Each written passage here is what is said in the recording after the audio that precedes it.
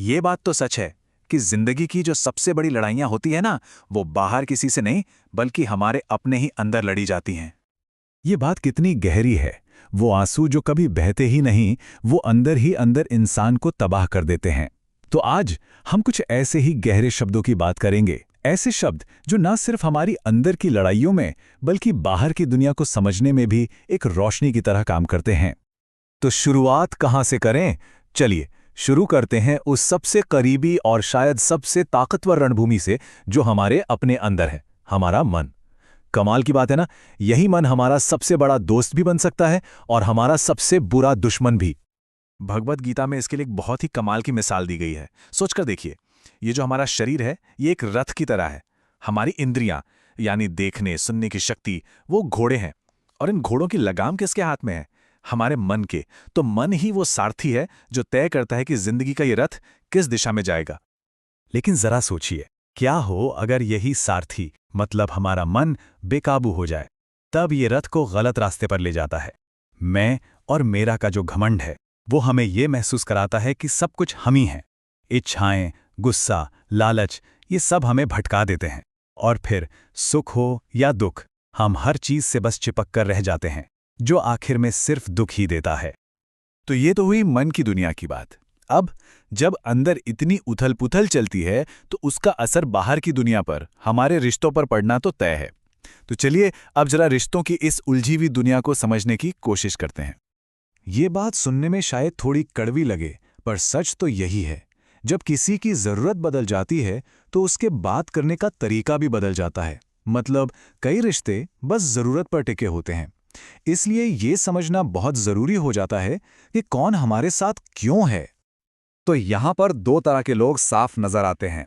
एक जो मतलब के लिए साथ हैं, जब तक काम है तब तक उनकी बातें मीठी हैं, मुश्किल आते ही वो गायब हो जाते हैं। और दूसरे सच्चे अपने, जो तब सुनते हैं जब कोई नहीं सुनता, जो बिना बुलाए दुख में साथ खड़े होते हैं। बस यही फर्क समझना शायद जिंदगी की सबसे बड़ी सीख में से एक है। तो फिर सवाल ये उठता है कि भरोसा करें तो किस पर करें? जब रिश्ते इतने नाजुक हैं, तो ऐसी कौन सी जगह है जहां भरोसा रखने पर वो टूटेगा नहीं? और इसका जवाब बाहर नहीं, हमारे अंदर ही छिपा है। देखिए, भरोसा जब खुद पर होता है तो वो हमारी सबसे बड़ी ताकत बन जाता है। लेकिन यही भरोसा जब हम दूसरों पर रख देते हैं तो वो हमारी कमजोरी बन सकता है। असली नींव खुद पर यकीन ही है। अच्छा, खुद पर भरोसा तो ठीक है, लेकिन तब क्या जब मुश्किलें आती हैं, जब धोखे मिलते हैं? तो चलिए अब ये समझते हैं कि ये जो मुश्किलें हैं ना, ये सिर्फ रुकावटें नहीं हैं, बल्कि हमारी सबसे बड़ी टीचर हैं। यहां आकर देखने का पूरा नजरिया ही बदल जाता है।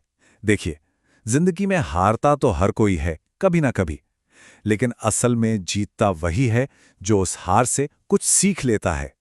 तो हार अंत नहीं, बल्कि सीखने का एक मौका है। तो इस मुश्किल को ताकत में कैसे बदला जाए, इसका एक सीधा सा तरीका है, 3 स्टेप्स में। पहला, सहना। जो दर्द है उससे भागना नहीं, उसका सामना करना। दूसरा, सीखना। उस अनुभव से जो सबक मिला है उसे पहचानना।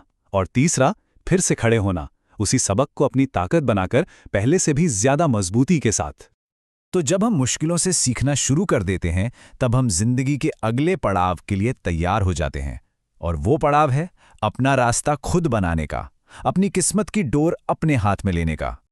ये बात कितनी गहरी है कि पानी का बहाव सिर्फ मरी हुई मछली को अपने साथ बहाकर ले जाता है। जो मछली जिंदा होती है, वो तो अपना रास्ता खुद बनाती है। मतलब हालात के साथ बह जाना आसान है, पर असली जिंदगी तो अपना रास्ता बनाने में है, चाहे हालात कैसे भी हों। तो महारथी का रास्ता क्या है? सबसे पहले तो दूसरों से अपनी तुलना करना बंद करना। किसी को कुछ साबित करने की कोशिश नहीं करनी, बल्कि खुद को बेहतर बनाना है। अपना रास्ता खुद चुनना है, क्योंकि हमसे बेहतर हमें कोई नहीं जानता।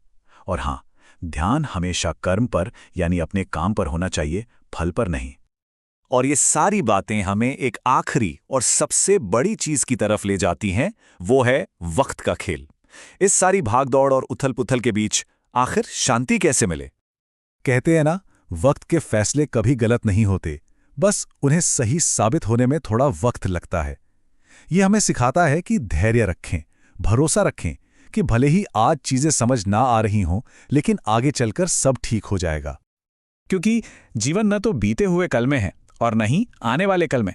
जीवन का असली आनंद तो बस आज को, इस पल को जीने में है। असली शांति यही है, अभी इसी पल में।